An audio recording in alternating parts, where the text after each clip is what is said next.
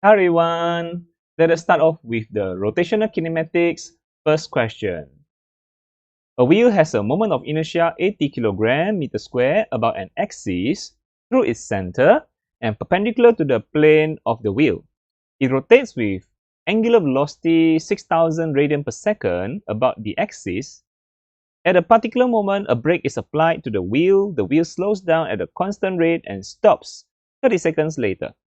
Find the angular deceleration of the wheel, the number of revolutions turned by the wheel, and the torque which is applied to the wheel. Okay, so what information given? We have the moment of inertia, and it has the initial angular velocity. Brake is applied, so we know there's deceleration, and it stops finally. Finally, angular velocity is 0. The time taken is 30 seconds.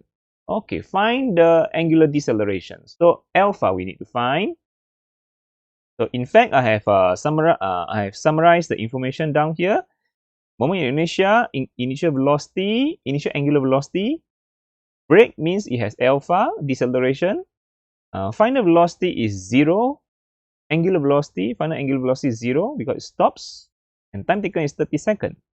So if you want to find the alpha, which is the angular deceleration, okay, so we just use the kinematic equation.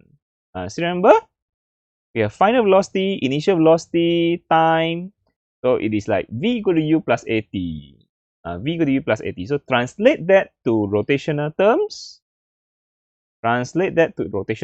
So v is like omega final, u is like omega initial, a is like alpha t. So we know that finally it stops, so 0.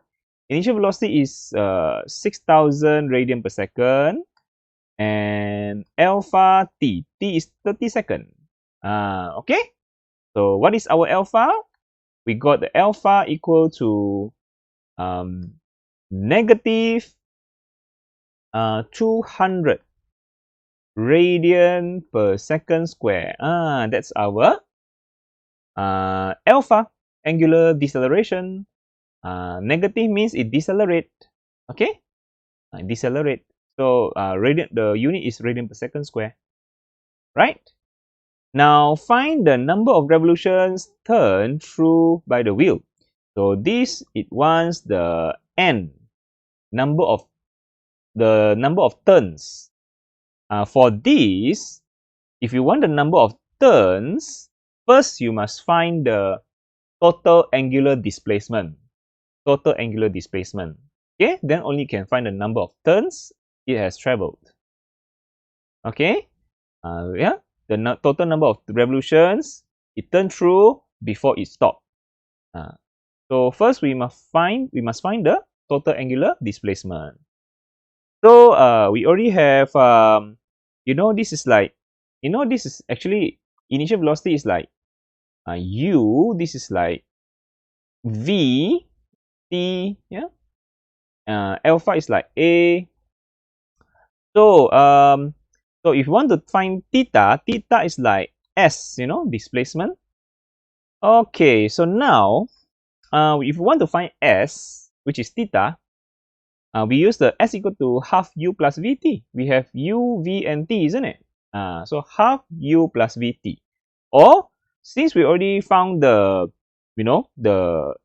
angular acceleration a, we also can use the other formula, which is s equal to ut plus half at squared. Both of these can help us find the theta. Either way, if you want to use this, use that, it's okay. Yeah, got two ways to do that.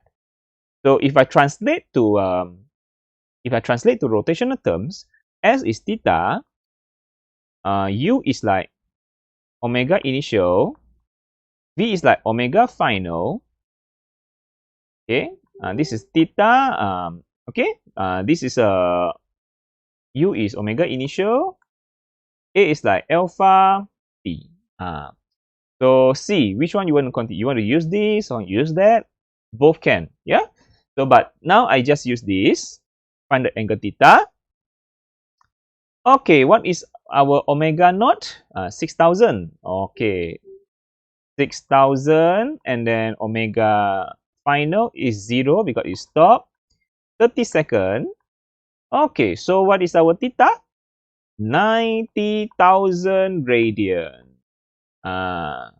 So this is the total angles we have turned. So now I want to find the total revolutions, the number of revolutions it has turned. So I just use theta over 2 pi.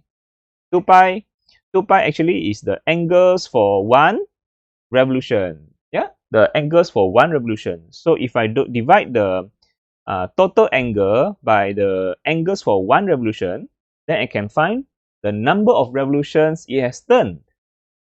Okay, pretty simple, isn't it? So now just use 90,000 divided by 2 pi. What do we get? We get 1.43 exponent 4 revolutions. So this is the total number of turns it has turned.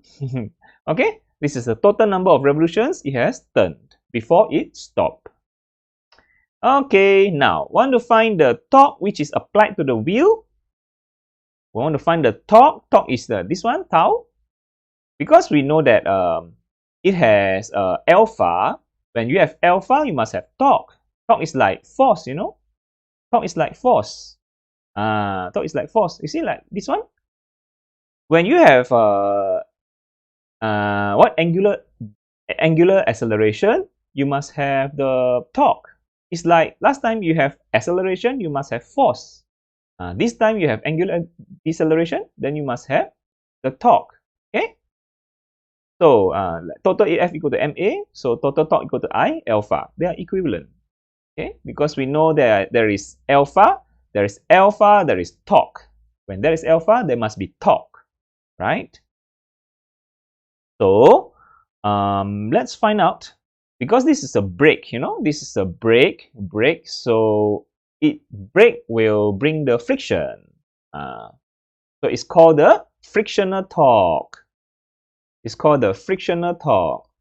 Yeah, this torque slows the wheel down. So what is the moment inertia? Moment inertia is like mass. You know that?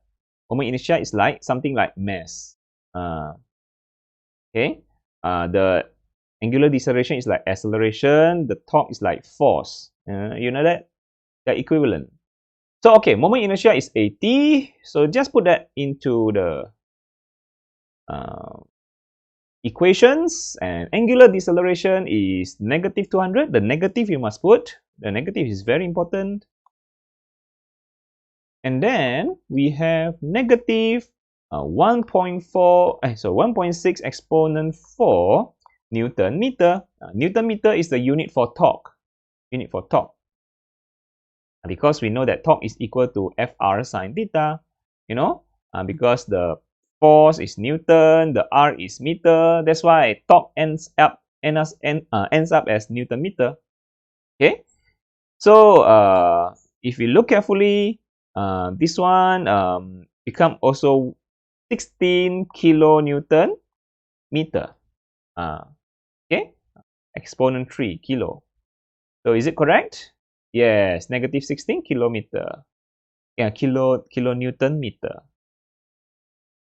So negative sign means it slows it down. Yeah, instead of accelerate, it slows it down. Frictional torque. Alright, so very simple. It's all back to the kinematic equations. Once you know the V equal to U plus AT, S equal to half U plus VT, S equal to UT plus half AT square, you just translate them all to rotational terms and you can do the questions. Alright, and this one, N is equal to total theta divided by 2 pi. Angles for 1 turns. And you can solve the questions. Alright? Alright, see you for the next questions.